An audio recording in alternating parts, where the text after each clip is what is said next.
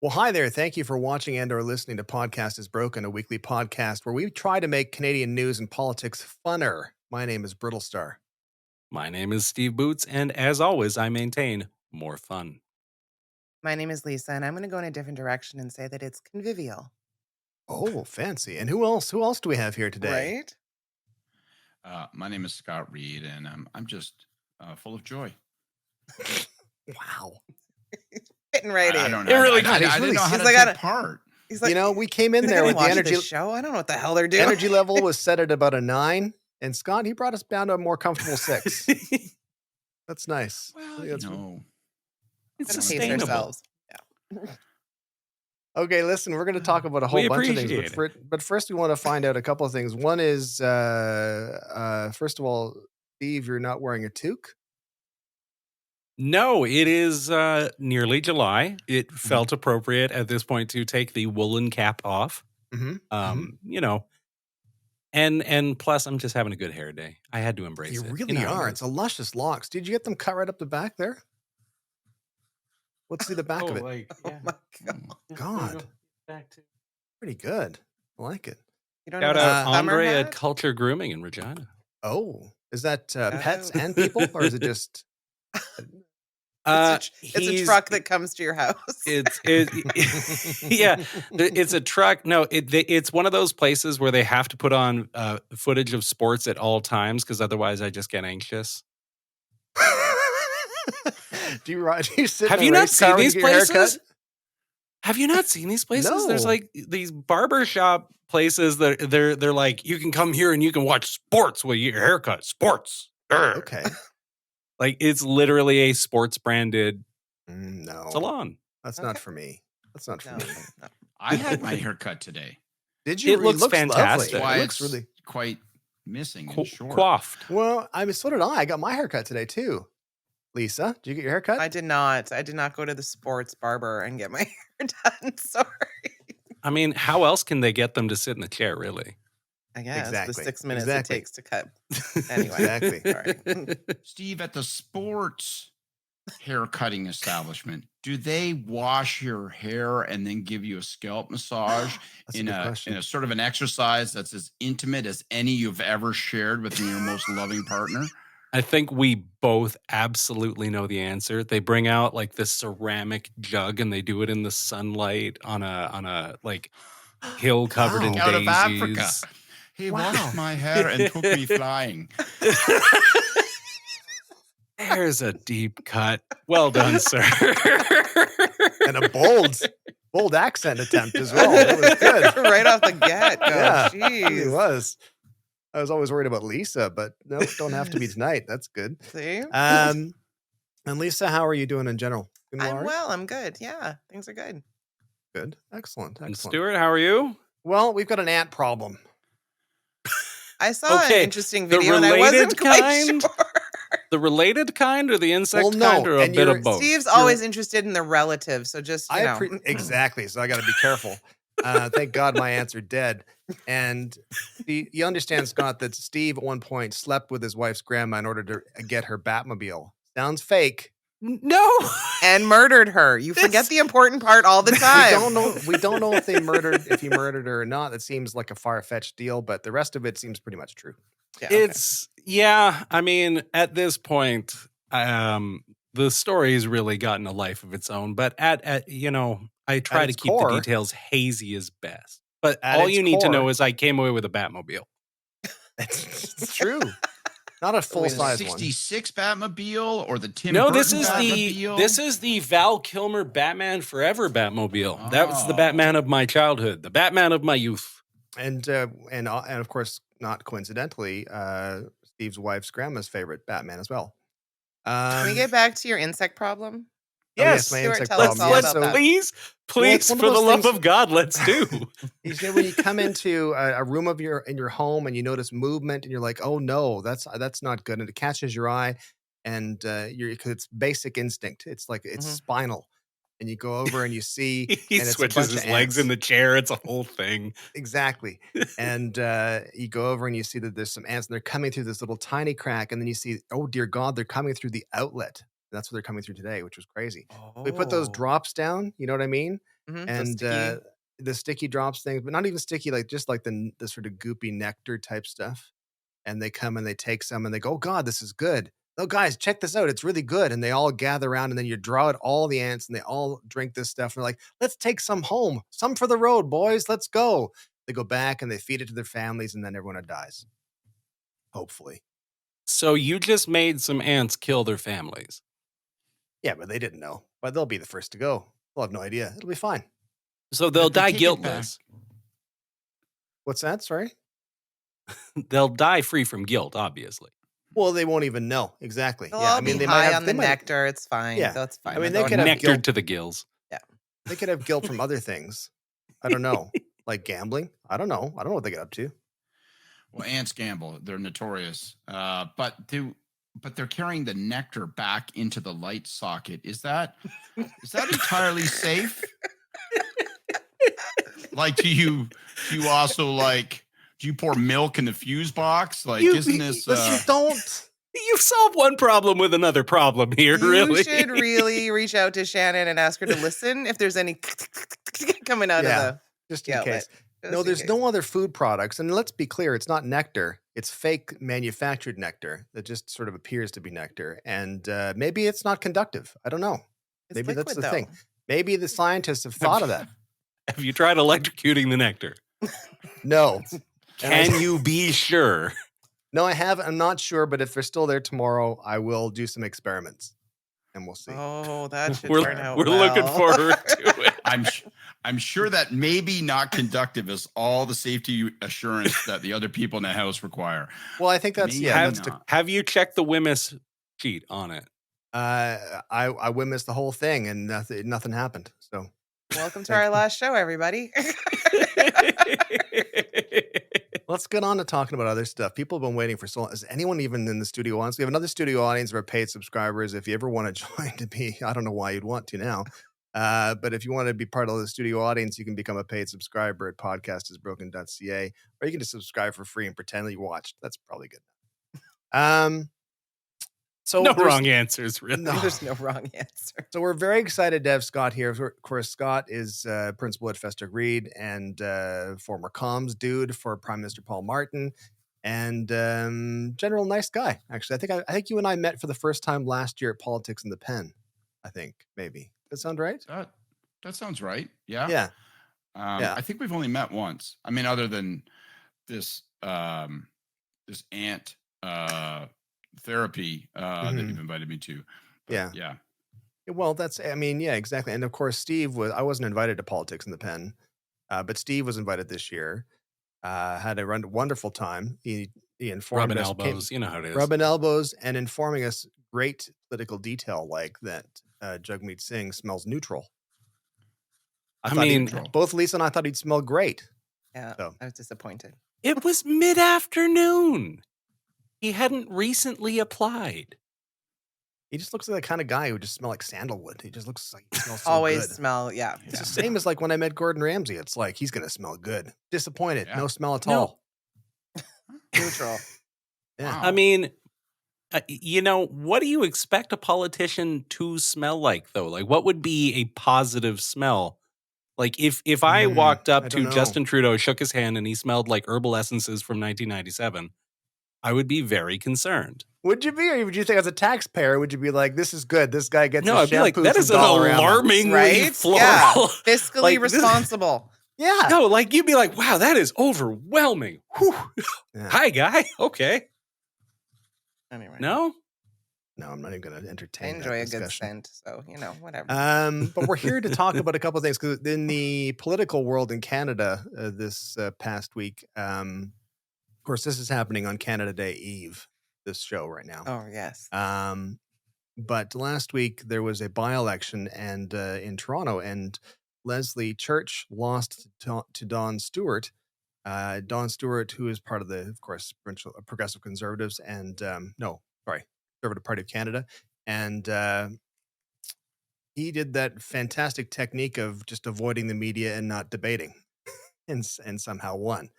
And I mean, it didn't surprise me because there's certainly there's a tone There's an attitude of boredom. There's an attitude of fatigue when it comes to the Liberal Party in general, and people just want change.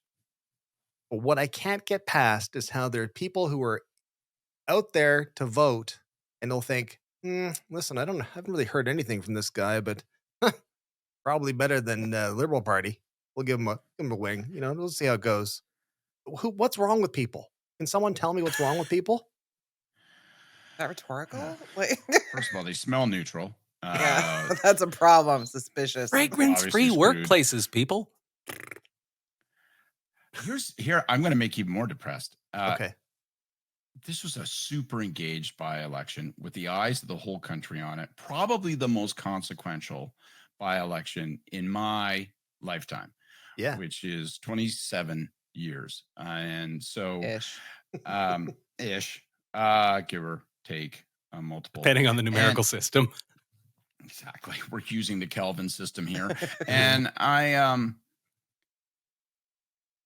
would say to you, which will really depress you, that the local candidates, and Leslie Church is a friend of mine, longtime friend of mine, the local candidates almost do not matter.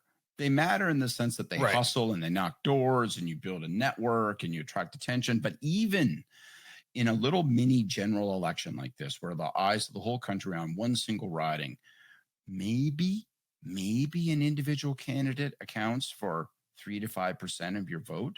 Probably not. Almost certainly not in this case.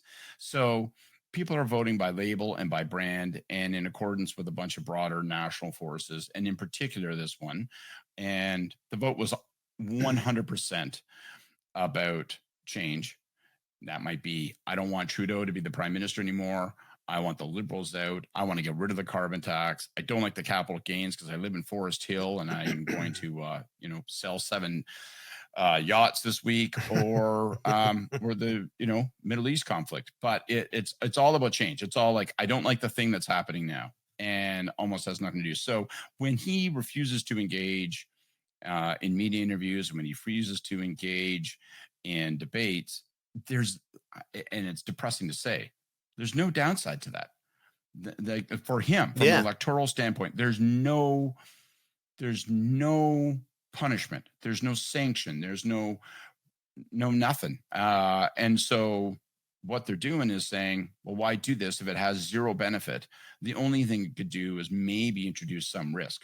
What if you go up there and you try to sing "I Will Always Love You," and you can't remember the spoken part, and then that's it, your political career is over. So they just don't go. And that's why I'm not running for office, because I don't know what the spoken part is. You sing it all the time. That's the problem.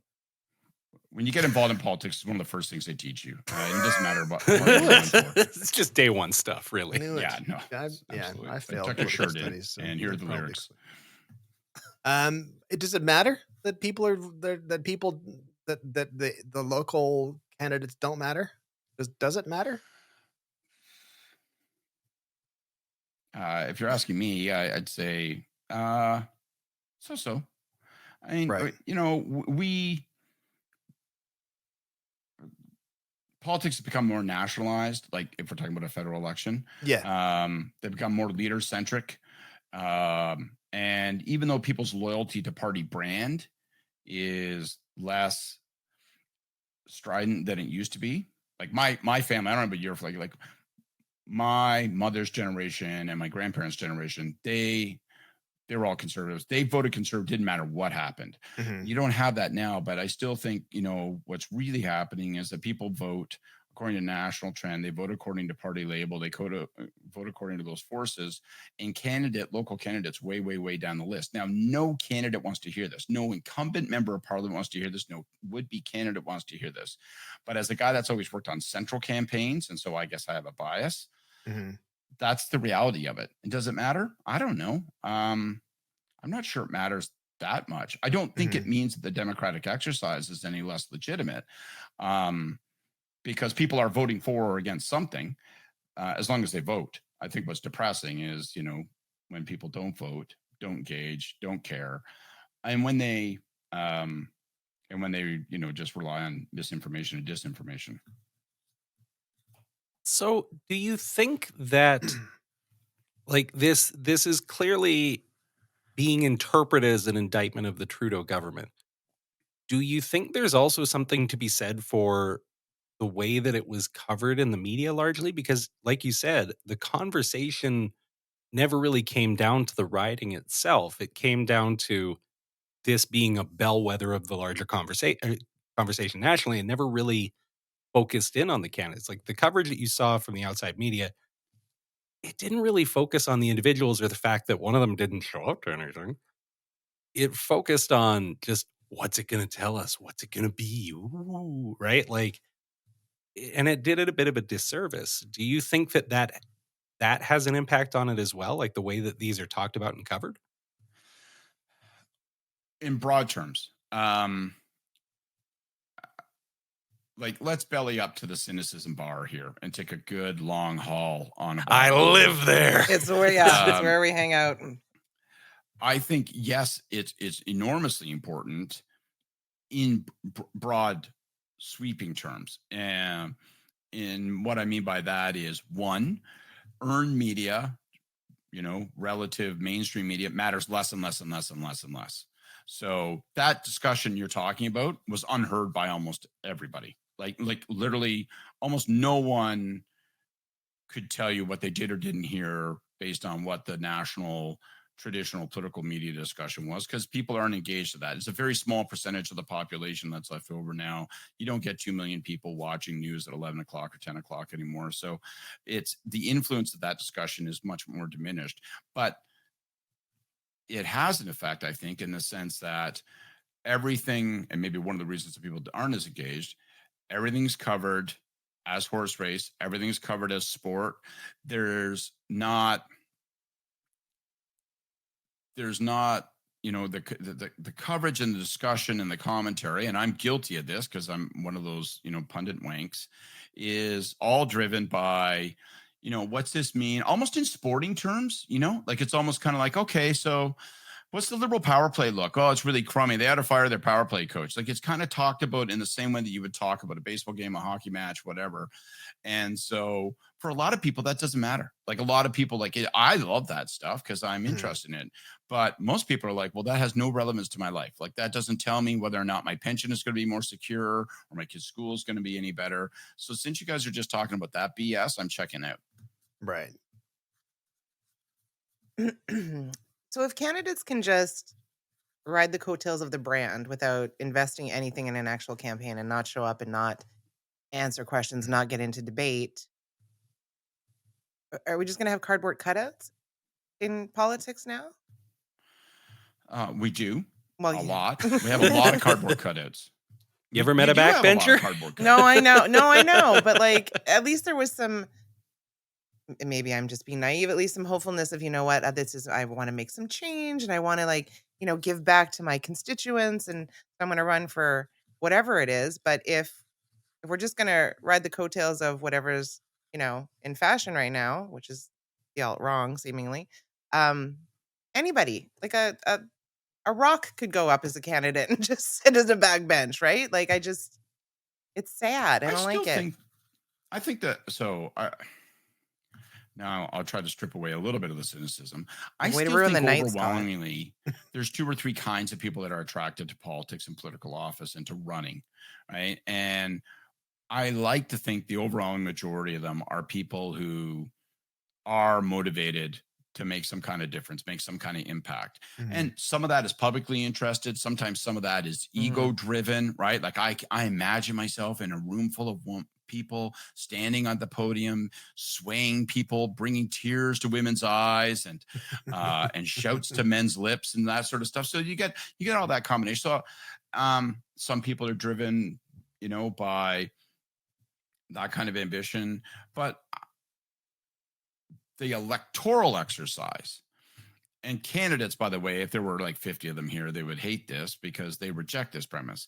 But the truth is that differentiation among candidates in an election and an election process, it's just not that consequential to outcome.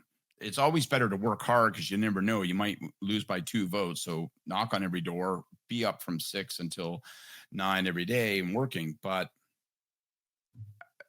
that doesn't mean that those people aren't driven to make a difference doesn't mean they don't think they're making a difference even during the campaign. I just don't think they are making that big a difference in terms of the electoral outcome. That's almost entirely being driven by national issues, leader, and perceptions of the leader. Two questions. One is, has it always been like that, or is this new? And the other question being, so would it not matter if there was a, rock star candidate running instead of Leslie Church, for example? Even though she has an amazing name, by the way, it is like such a Toronto Yeah. name. But if there was like a rock star popular candidate, that would, I would think, sway it more than the national decision. You think? But that, yeah, is it It new? And wouldn't is sway it more than it wouldn't sway it more than the national trend. right? But there are anomalistic situations with an individual candidate can make a difference. So, for example, I know that I'm going back in history, in 2004 when we ran, and Belinda Stronach, or maybe it was 2006. Anyway, whichever one, when Belinda Stronach had crossed the floor, right? She'd Mhm. run for the Conservative leadership. She sat in the Conservative caucus. She's dating Peter MacKay. It's a Yeah. very high profile relation. It's like all this drama around it, all this profile. She's obviously a billionaire and all that kind of stuff. And when she crossed the floor in dramatic terms on the eve of a confidence vote that ended up tied, the government would have fallen if the vote hadn't passed. And then she goes into cabinet. She, in her riding, I can remember she was the candidate. When we looked at our model, she changed the course of that riding, I Right. think, to the tune of 10 or 15%. So Right. you can get individual candidates who make that kind of difference, even in today's world. But that's pretty rare, and B, it's still a matter of degree. Mhm. You know, like I'm sure that when Justin Trudeau, with his last name and his reputation and his celebrity status, ran in Papineau for the first time, it Mhm. made a difference. But there wouldn't have been 5 candidates across the country in that election that would have been true for. This has gotten really depressing. Like, obviously, Right, if this is really Steve ran, dark. if Steve ran in Yeah. Regina, Wisconsin, Yeah. right, it would change everything. It wouldn't It matter would. what party he was running for, right? Oh yeah, totally. It's As long as he game just- changer. People would be like, I'm coming out. I want to volunteer. I want to give money. I want to give my time. I want to Yeah. donate blood, anything I can to help Steve. Yeah. But by and Why would large, I need that's not gonna blood be out true. of curiosity? Those Well, I mean, Don't- just in case. I You mean, don't know. You don't know. might help So- keep you going. Exactly. In the face. So my question really comes down to: do you think the way that parties are so disciplined along party lines, almost more than they ever have been, do you think that's a big factor in it? That knowing that an individual candidate, an individual politician, Anna doesn't do much, right? Like unless you're sitting at the head table, you're Doesn't there for a matter. vote. Yeah, I don't actually feel that, to be honest. I feel that once they're elected, individual members, whether they're backbench, certainly if they're cabinet ministers, I do think they can make a big difference. So I don't think they're nobody. Some people would make that argument. I don't. My argument is more along the lines of, is any individual candidate's electoral outcome driven much by them or by national trend? In that case, it's not driven much by them, but they can make a big difference, I think, even individually. But you're right. Like, there's party discipline and there's structure, and politics is a team sport, and it's always been like that. I actually think that's all a good thing. Now, I know that to a lot of folks that aren't involved in politics, they go, well, how can that be? That's, because I elected a local representative. I want them to be my representative, my delegate in parliament. But I'm a big believer, if you look at our history, and I don't want to sound like a nerd here, but I'm a big believer in big, large, middle of the spectrum, non-ideological, middle of the political spectrum, non-ideological political parties what we call brokerage parties, where they bring a lot of people in, you have a lot of different views, you sort it out, and then together as a team, you agree on what you do and don't stand for and what you will and won't do. And that means you hang together or you hang alone. I think that served us well. I think we were trying to put this country together, and there was all this French and English tension, Protestant Catholic tension, all those kinds of pressures, north, south. Are we part of Britain? Are we part of North America and the United States? I think all those brokerage parties helped us. I think they still do. But yeah, politics is a team sport. That doesn't mean you can't stand out. Doesn't mean that you can't succeed. Doesn't mean you can't thrive.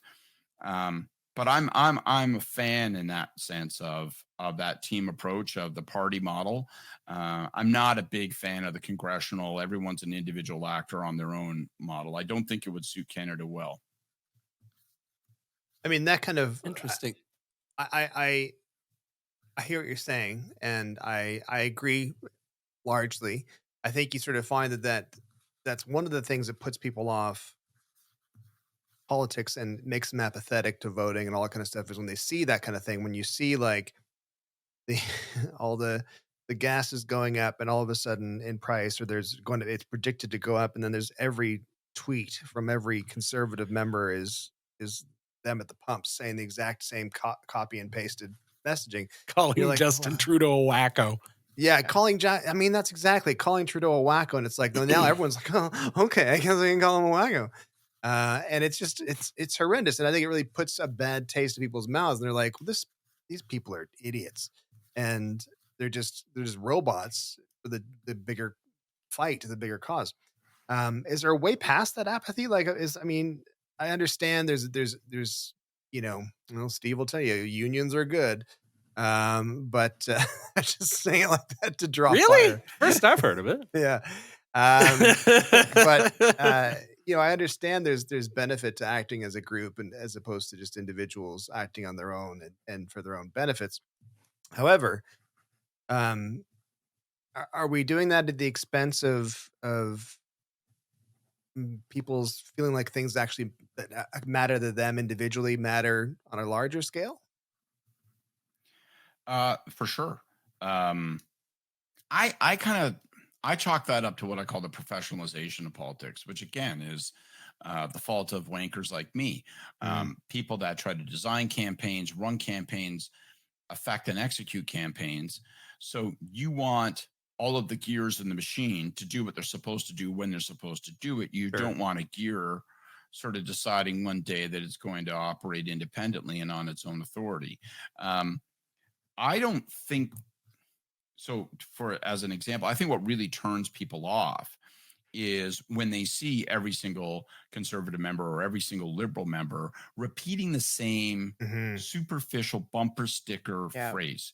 And to me, one of the problems with the professionalization of politics isn't that you're all pulling in the same direction or even that you have the same message. It's that it's literally expressed in precisely the same way in a robotic, corporatized fashion. And so people are left with the impression of, well, none of these people have any wit. They're just repeating something. It's not an Yeah. indication of what they think, what they feel. There's no authenticity or sincerity to it. And I think it's the triumph of brand and marketing in our politics as a trend for the last sort of 15 years in particular, as compared to, say, pure political communication, which ought to be about persuasion, which might say your message is about change, but you don't communicate that by just screaming change into the microphone every 40 seconds. You communicate that by demonstrating your wit, your intelligence, that you can talk about change in a different way. You can give me different examples. We can have a back and forth. And I come away thinking that person represents change. That person's for change. I'm left with the impression of change. Okay, got it.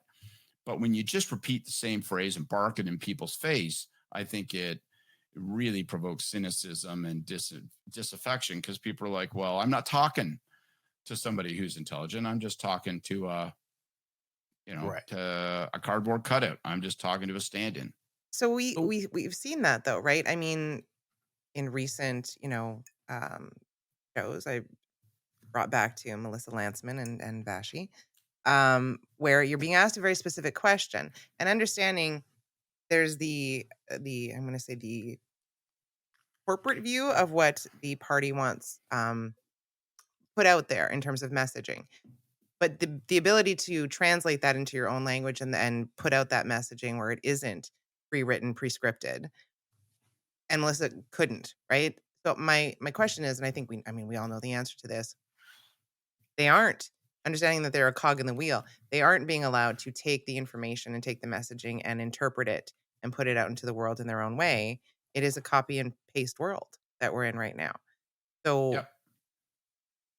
if that's the case, then why do we have anybody running as MPs anyway? Why don't we just put the two leaders of the parties at the top and say, I'm voting blue, I'm voting red, I'm voting orange, and then whoever wins gets to put whoever the hell they want into the chairs wherever they want them. Yeah. Well, thank you for that idea. That's and I'm cynicism. I've been working toward that very model. We'll eliminate all human differentiation. Right? And in fact, why stop at politics? Why should this conversation even have different points of view? Exactly. Let's all just be the same gormless amoeba.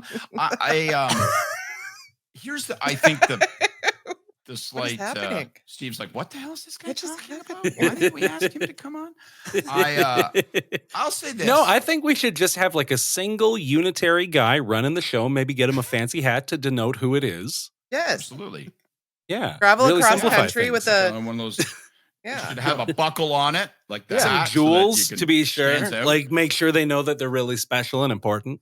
Got to be an expensive hat. Better than the rest of the us. delegation Tall. stick and say that you are chosen. You come with us, right? And we're going to a special stick. Yeah. You need a special stick. Here's what will change that. What will change that is like politics is a process of trends. So either you think the trends operate on a pendulum where things move in one direction, then people get tired of that and they swing back in another direction and there's an opposite reaction to it. Or you think it's a downbound train that's racing ever faster toward the final floor of hell, right? And I have to force myself to believe that it's a pendulum. And so what will fix it? Someone will win differently or someone will lose with that. So when people and when political parties, they teach themselves, there's only one rule, that is don't lose. So when political parties see someone innovate and instead of sticking strictly to a risk management thesis where you don't say anything that obviates from the script and you only repeat the approved phrases, when they find out that that doesn't work and that somebody else pops into the chair next to that person and can speak with a little bit of wit and fluidity and thoughtfulness, and that person wins, then everyone will say, let's copy that. Okay, all together now. Let's be individuals, right? So that's what will happen. So do you think that part of that, and I don't want to sound cynical because there are good folks in politics, but do you think that there's been maybe a diminishment in the quality of people who are coming into politics these days just because a lot of the really dedicated, true believers just don't want to put up with the awfulness or don't want to get dragged into the mud or can feel like they can have more impact somewhere elsewhere? Do you think that we're chasing away really good people? I'm always super reluctant.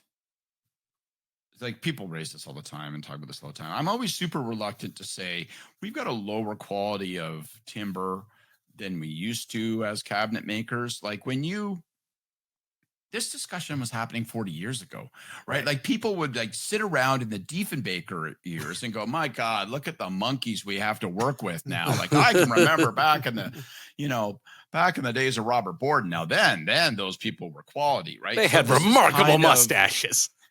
Right. Exactly. Exactly. And those frock collars, you're like, Jesus, let's get back to that. But so I think there is a little bit of a perpetual present day cynicism about that hits. That being said, I don't think there's any dispute that we're in a world now where the toxicity of social media, the weaponization, the professionalization of politics, which says, I don't just disagree with you, I'm literally going to dehumanize you by calling you names all the time. All the and I don't want to just be cliche, but you take a look at the way Trump elevates this sort of thing, and then people see it works, and so they copy it. I think that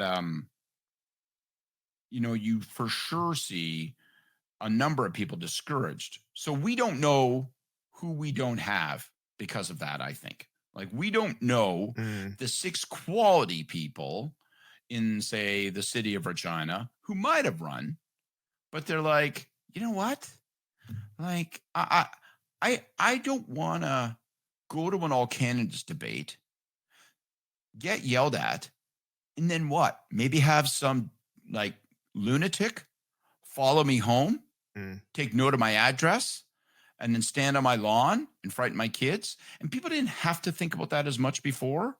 But when you got like pizza parlors being attacked, like you did in DC, then you are forced to think about this stuff now. So I think we don't know who we've lost from the political process because of that. And I don't know how you get that back, because we can't stop, the internet from existing, and we can't reverse the clock. Well, one person who might be thinking they want to get the hell out of it is Justin Trudeau. Maybe. I don't think he is, actually, but that's certainly the talk after the by-election, and it going in the favor of the Conservatives was that, okay, well, this is it. This is the reckoning for Justin Trudeau, and he's going to have to leave. He's going to have to leave if they. And I think they don't actually finish the sentence or the statement. Usually, you don't see the statement being finished with "he's going to have to leave if they want to win," but he's just going to have to leave. He's going to have to get out of the way. Um, I, I my opinion of that is I don't know who would be able to take over and successfully lead to even the scrape by victory. In which case, I think it's not about him leaving; it's about him changing something about what he's doing or he's delivering or something. I'm not sure what it is, but what's the general feel about that? Well, I think the Anybody? by-election result was a thunderclap. Yeah. I think it was a real thunderclap, and I do think that what a lot of liberals, and particularly the Prime Minister personally, obviously, are thinking about, and to a degree must think about, and ought to think about after this result, is, have we, after 8-9 years and whatever it is we've been through, have we reached a point where he could say free ice cream and people would say, knock it off, you jerk? And so at some point, whether it's fair or unfair, are you just an anchor and there's no hope of ever again being a kite for your party? Mm. And I think that's something he has to think about. And I don't know, we might have reached that. For the record, If if he somebody had else- said free ice cream, they'd ask, how are you going to pay for it? Exactly. I wouldn't. No. I would You just don't trust question someone free else ice is cream. buying it and I would eat. But I think the real result for sure is that change is absolutely necessary. So I do think that if it isn't changing the leader, and maybe that's something you're going to have to come to inevitably, then you've at least got to say, well, we got to change something. Like, if you're looking at these results, you cannot say to yourself as a government and as a political party, the current trajectory is fine. People just aren't getting it now. They will get it later. That's not an objective, rational point of view. You should and must conclude, we must do something differently, or we are surely condemned to repeat this failure across the country in a general election. And so I don't know if that means that he's going to step down. I don't know if that means he must step down, but that's an example of change. If I were working for him, I'd be trying to come up with a crisp, clean, honest list of 3, 4, 5, 6 other things you can change. And then have an honest, unvarnished discussion about those things. Because you can't expect that continuing on this path is going to lead anywhere other than a devastating, maybe a historic scale loss. You would suggest that the Prime Minister have some crisp changes that he would have to make in order to. Here's the change I think he should make, and this is All right. because I watched after the by-election results came out, and I saw the next day Chrystia Freeland saying, "Well, we hear people," and and she was just being almost too conciliatory.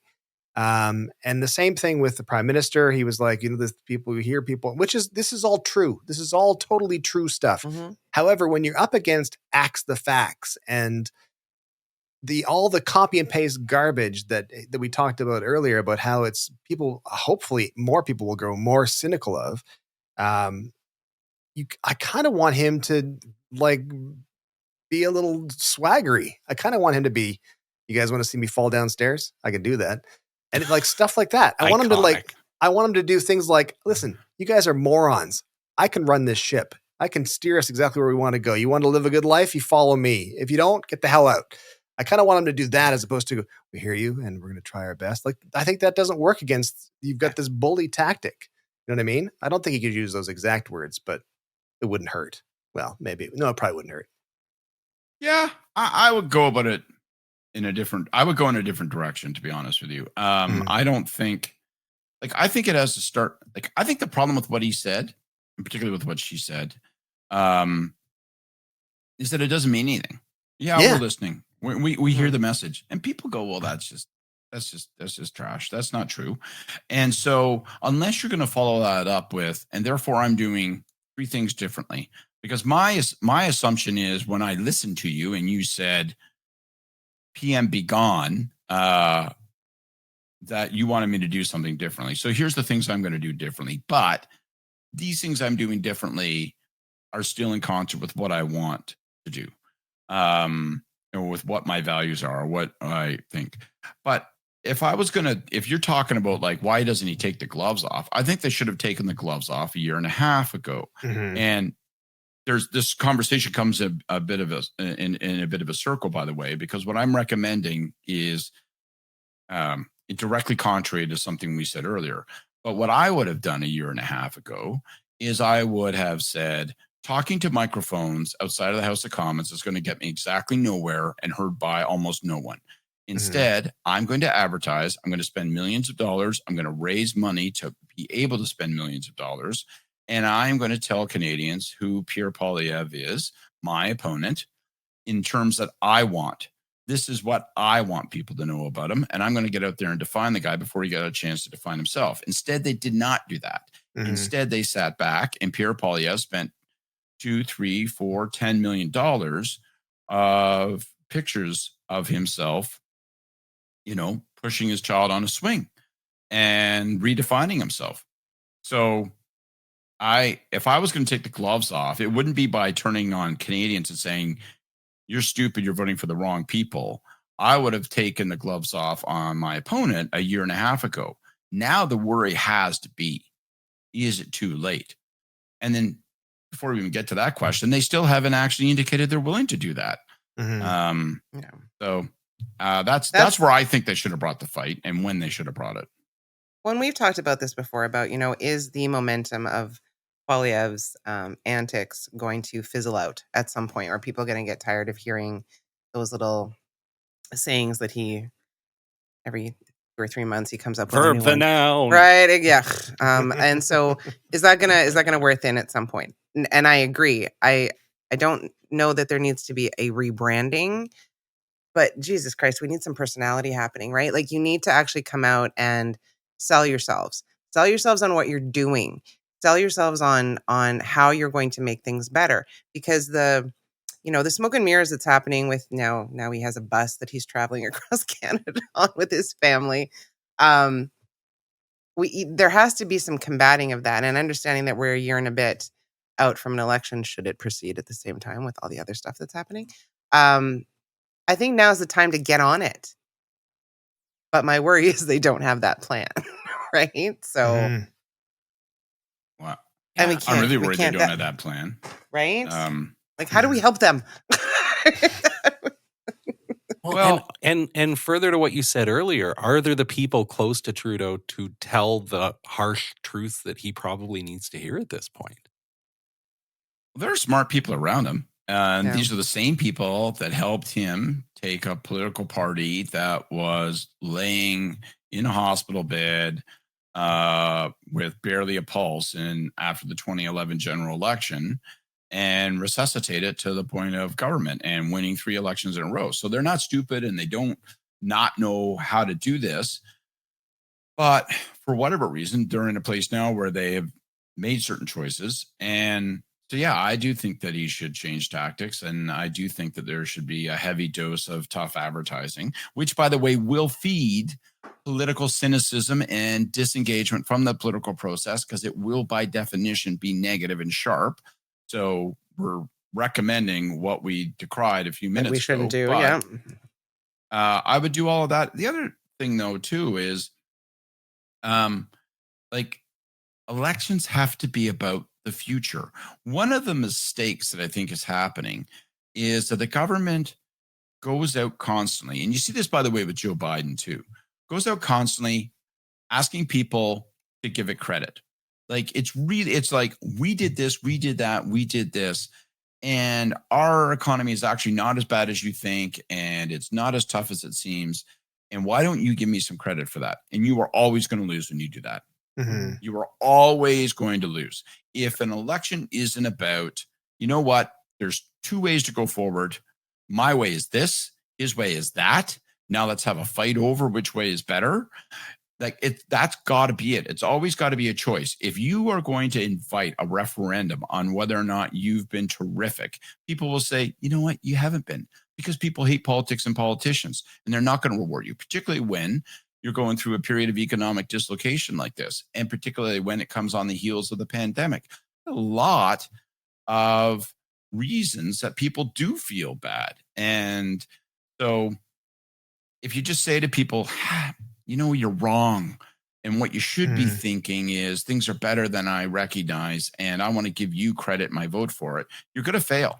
So they got to change. They got to change their entire psychology. They're bound to lose doing what they're doing now and leaving Polyev open. And by the way, Polyev is speaking to a ton of people. Maybe we don't like him, but what he's saying is resonating with people. He's saying, hey, you're feeling disaffected and fearful that you're left behind. I'm not going to overlook you. Those guys are.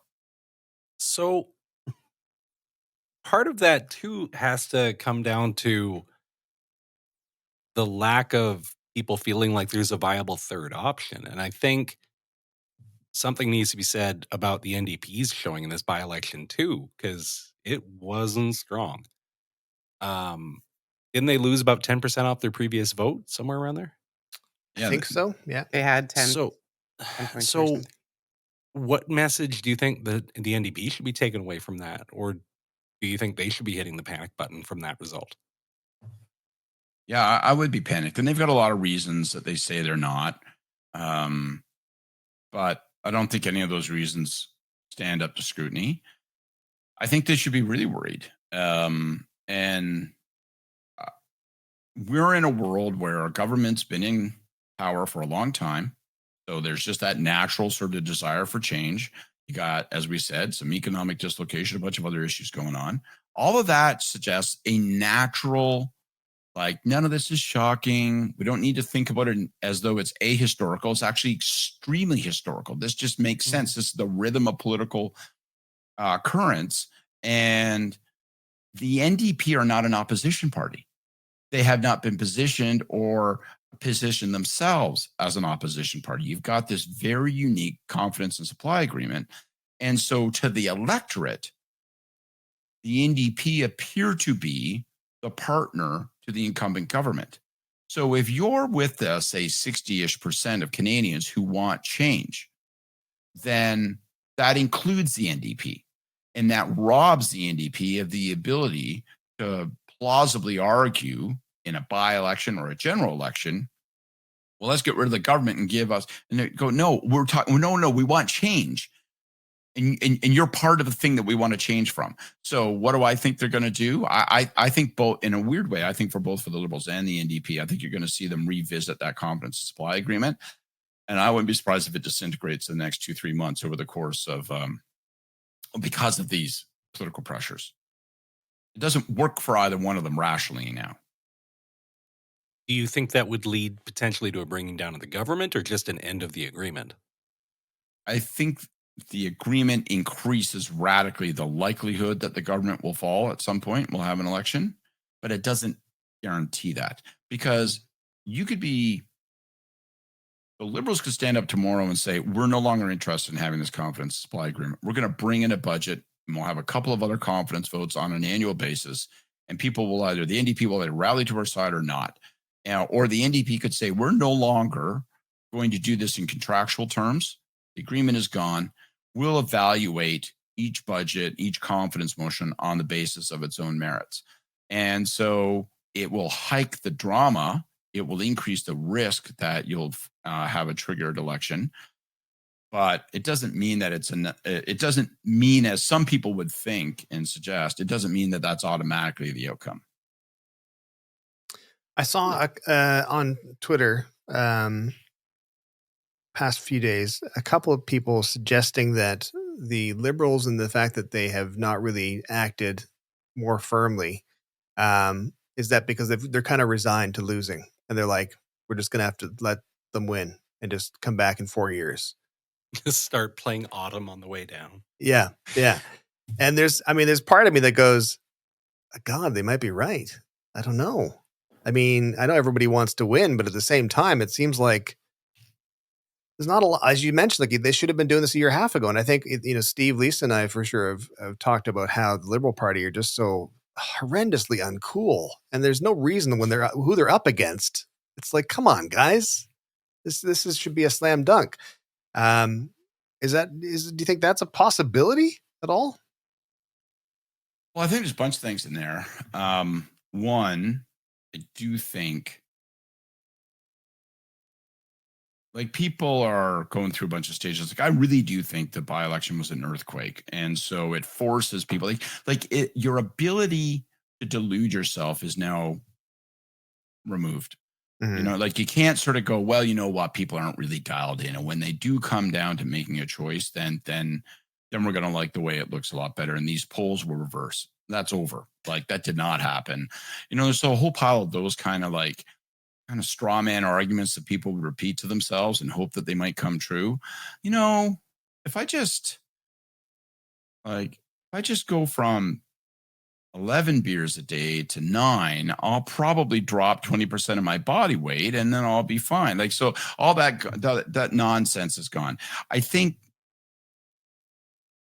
there are some who will just kind of shrug their shoulders and say, well, I guess it's over and there's no hope. And that happens. People get resigned. But I don't think it's a strategy to say, well, we're hooped anyway, so let's just take our medicine and then we'll reassemble. I mean, if you're, Ken Dryden was in Paul Martin's cabinet, and we recruited him to run for us, and the all-time great hockey Hall of Fame goalie for the Habs, and he used to say, if it's worth playing, it's worth winning, and I feel that way about every campaign. Doesn't mean that you won't lose. Doesn't mean that that the necessary recycling and refreshing and revitalization that needs to occur every while won't happen.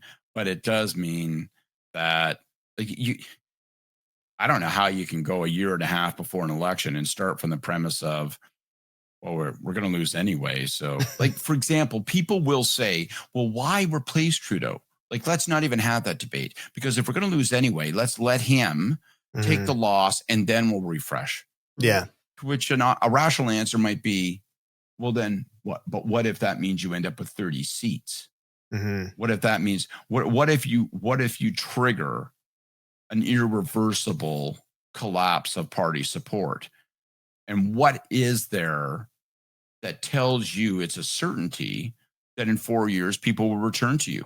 The Liberal Party no longer exists in Britain. It vanished. No longer exists in Saskatchewan, Steve's from, where the Liberal Party was the government party for years and years and years provincially. Now they've there's nothing rebranded inevitable to separate themselves from the federal Liberals. Yeah. So I don't think you can shrug your shoulders and say loss is inevitable and maybe it's even good for us because that's what it takes to get renewed. Because if you run toward the arms of defeat, that you may get closed forever in its hug. Wow. That's my next tattoo. It's the next book title. Before sorry, do you have some more thing to say, Lisa? We're just going to finish. No, up I was pretty just soon. going to say I really hope that that's not the case, because I mean, when we complain about voter apathy and we have a political party that is seemingly apathetic, it's a self-fulfilling prophecy, right? So I'm a fan of going balls to the wall until it's an absolute. So anyway, go ahead. I'll tell you guys a quick story. Please. Is that okay, Steve? Absolutely. Yeah. In 2006, Paul Martin was running for re-election, and we had a rough start to the beginning of the campaign, and a bunch of things went wrong.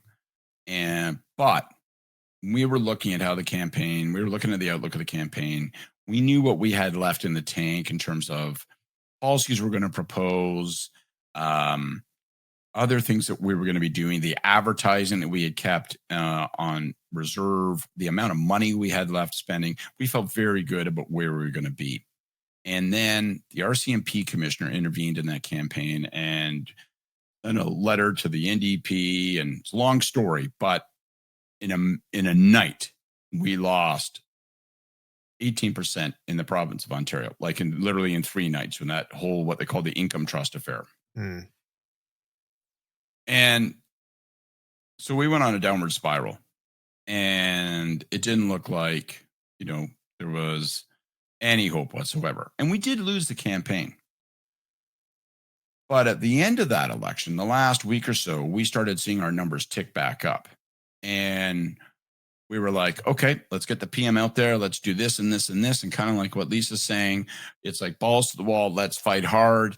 And I can remember having a conversation, and this one person whose opinion I really respect said, I think the truth is that if we're going to go out, and if this is going to be the end of Paul's political career, we want to do it with maximum dignity. I think he would want to finish this, and he should want to finish this, not by fighting, but by carrying himself with dignity and talking about the things that he cares about, even if those aren't the things that are resonating right now with voters.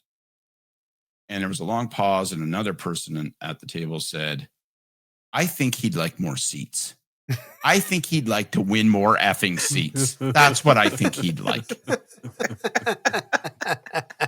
But with so dignity. That's what we did. And we lost, but Harper won with the smallest minority in electoral history. So we didn't lose by as much as we could have. You can never quit. Like, just never quit, man. Agreed. Well, to finish off the episode here, I wanted to ask you guys a question. Should the Prime Minister, Justin Trudeau, leave his position, who do you feel would be in a place, in a spot that they could take over that role? I asked AI this, and I can tell you the answer what AI said. Or I will let you guys say yours first. I'll tell you if it's on AI's list. If you're as smart as artificial intelligence, I'll tell you if you're smart as that. So any choices, any names come up to mind for that position?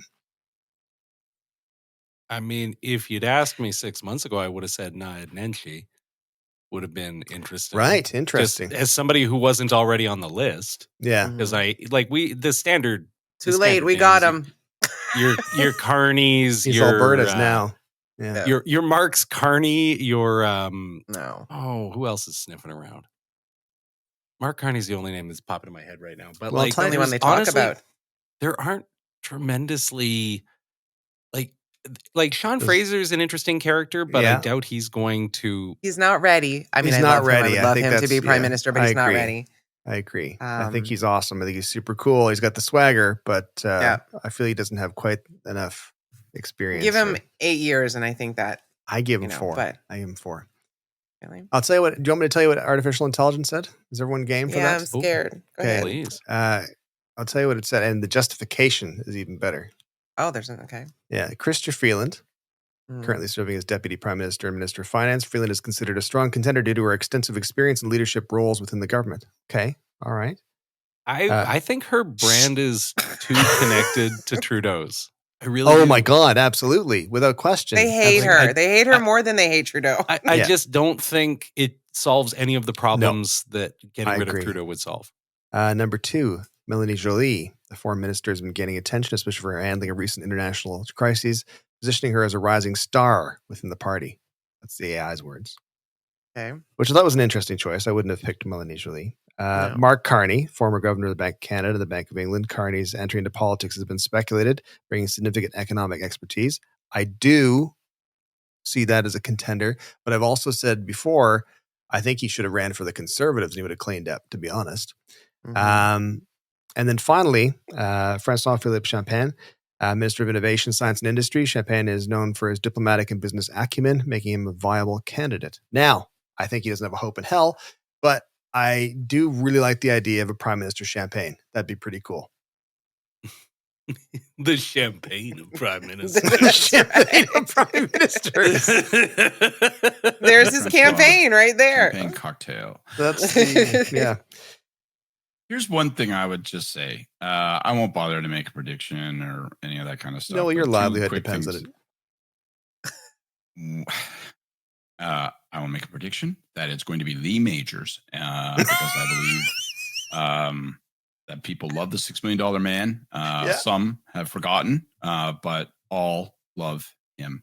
He's bionic, and that's what the Liberal Party needs. I think one of the reasons that AI is of no damn use to us whatsoever in this discussion is that once you have a race, things happen. Right. Like people pass and fail the eye test.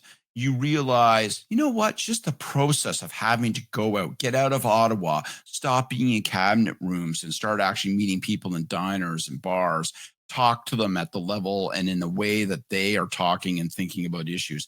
It is good for political candidates. It roots them and anchors them, and you find out who actually can get past that brand bumper sticker garbage that we were talking about earlier and actually connect with people, hear people, be affected by it, talk in a way that resonates with them and wins them over.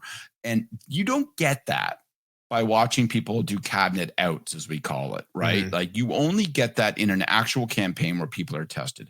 So for all it's going to be this person or that person or whatever, that process will produce stars and it will generate dogs.